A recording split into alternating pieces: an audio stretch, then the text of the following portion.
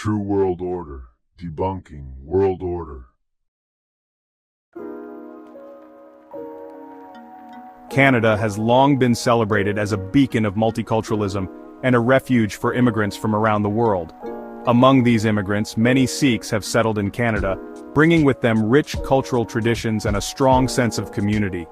However, in recent years, a troubling ideological divide has emerged within certain segments of the Sikh community, particularly among those advocating for Khalistan, a proposed independent Sikh state in India.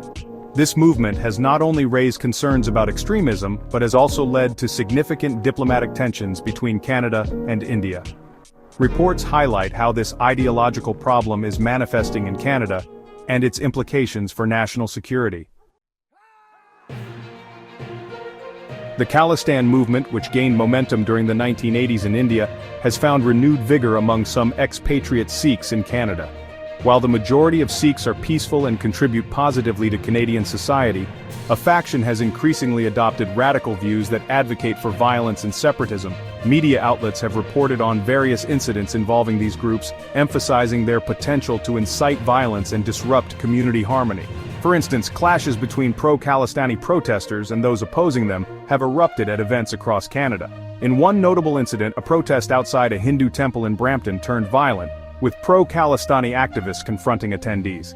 Such events not only highlight the growing polarization within Canadian society, but also raise alarms about the radicalization of certain immigrant groups. The perception that Canada is becoming a safe haven for extremists has been echoed by several Indian news agencies, which argue that the Canadian government has been slow to act against these elements. One of the most prominent figures associated with the Khalistan movement in Canada was Hardeep Singh Nijjar. He was known for his vocal support of Khalistani separatism, and was linked to various organizations advocating for an independent Sikh state.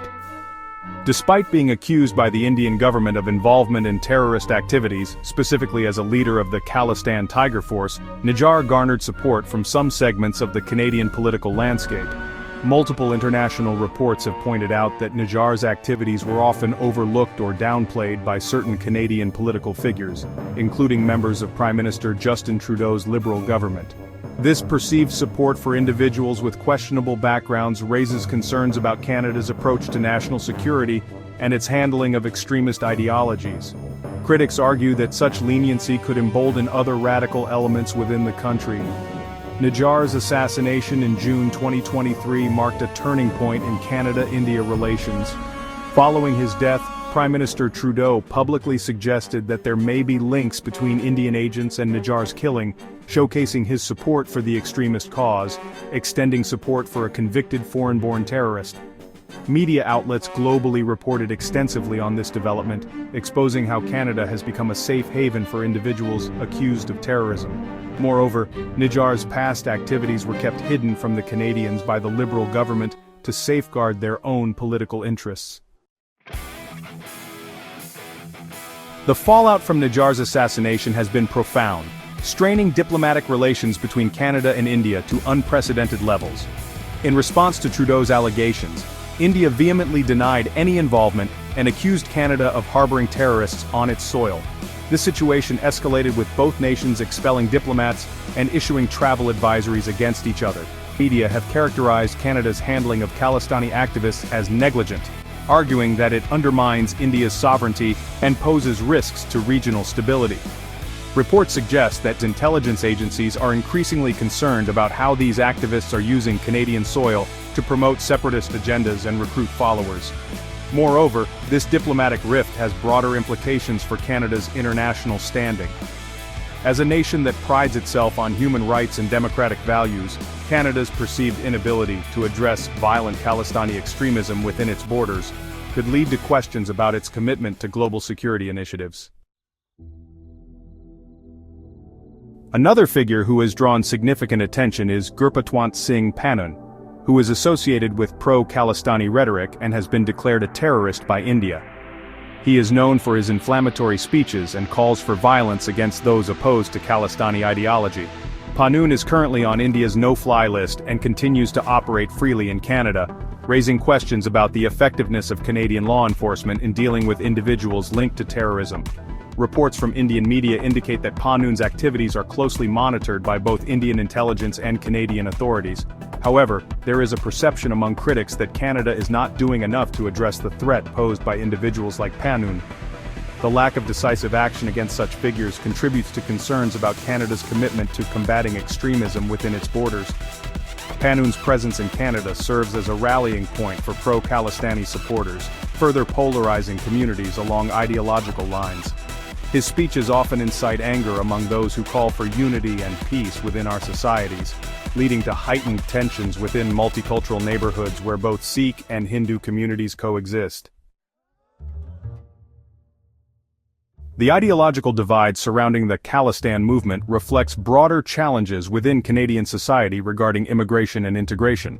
While Canada prides itself on being a multicultural nation, there are growing calls for more stringent measures to prevent radical ideologies from taking root among immigrant communities.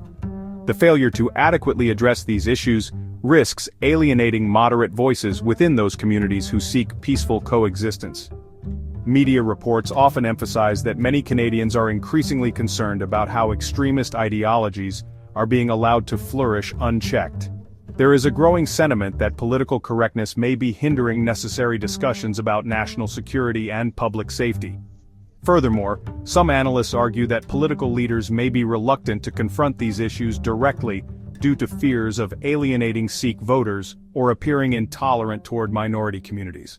This reluctance can lead to an environment where radical voices gain prominence while moderate perspectives struggle for visibility. The situation surrounding Khalistan supporters in Canada presents a complex challenge that requires careful navigation by policymakers. While it is crucial to uphold Canada's values of tolerance and inclusion, it is equally important to ensure that extremist ideologies do not undermine societal cohesion or national security. As tensions continue to simmer between Canada and India over these issues, there is an urgent need for Canadian authorities to take decisive action against individuals promoting violence under the banner of political activism. Addressing this ideological problem will require not just law enforcement measures, but also community engagement efforts aimed at fostering dialogue among diverse groups within Canadian society. By promoting understanding and cooperation among different communities, Canada can work towards mitigating the risks posed by radical elements, while preserving its commitment to multiculturalism. Canada is not in a place where it can demand respect from big geopolitical players like India or the US, without giving up their Prime Minister's two-faced attitude. It is high time for Canadians to start focusing on their economy and try to get out of deep, muddy waters that Justin Trudeau has got them in.